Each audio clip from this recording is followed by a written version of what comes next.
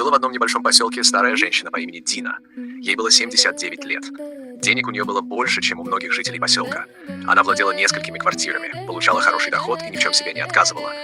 Но, несмотря на богатство, выглядела она очень неряшливо. Длинные черные волосы почти всегда были растрепаны. На ней висела старая серая майка, черные леггинсы и поношенные туфли. Многие удивлялись, как такая богатая женщина может совсем не следить за собой. А о Дине ходило много слухов. Говорили, что она всегда предпочитала мужчин намного моложе себя. Благодаря деньгам и своему властному характеру она легко привлекала их внимание и умела добиваться того, чего хотела.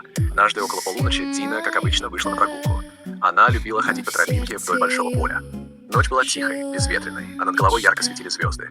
Внезапно вдали над полем появилось странное зеленое сияние. Оно становилось все ярче и ярче. Дина остановилась и долго смотрела в одну точку. «Что это еще такое?» – тихо сказала она. Через несколько секунд из сияния медленно опустился огромный серебристый диск. Он завис в нескольких метрах над землей, не издавая ни единого звука. Из нижней части корабля ударил яркий зеленый луч. Из света один за другим появились 3 высоких существа ростом больше 2 метров. Их кожа была зеленоватой, головы большими, а огромные черные глаза внимательно смотрели на женщину. Пришельцы медленно подошли к Дине. Один из них остановился совсем рядом и заговорил спокойным голосом. «Дина, ты мне нравишься. Пойдем со мной». Она удивленно подняла бровь. «Почему именно я?» Пришелец ответил. «Ты прожила долгую жизнь. Ты увидела много мужчин, большинство из которых были намного моложе тебя. Ты всегда жила по своим правилам, никогда никого не слушала и добивалась своего. Мы давно наблюдаем за тобой. Среди миллиардов людей ты оказалась одной из самых необычных». Дина усмехнулась. «Значит, даже вы знаете обо мне?» «Да.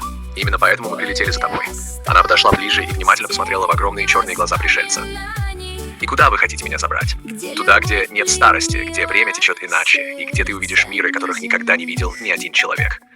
Дина задумалась всего на несколько секунд. «Хорошо. На земле меня уже ничем не удивить». Пришелец протянул ей длинную руку. Дина взяла его за руку, и вместе с 2 другими пришельцами они медленно направились к огромному кораблю. Когда они вошли в зеленый луч, их силуэты начали растворяться в ярком свете.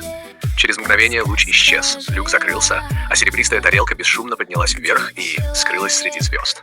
На следующее утро жители поселка заметили на поле огромный круг из примятой травы. Самой Дины нигде не было. Полиция искала ее несколько недель, но никаких следов так и не нашла.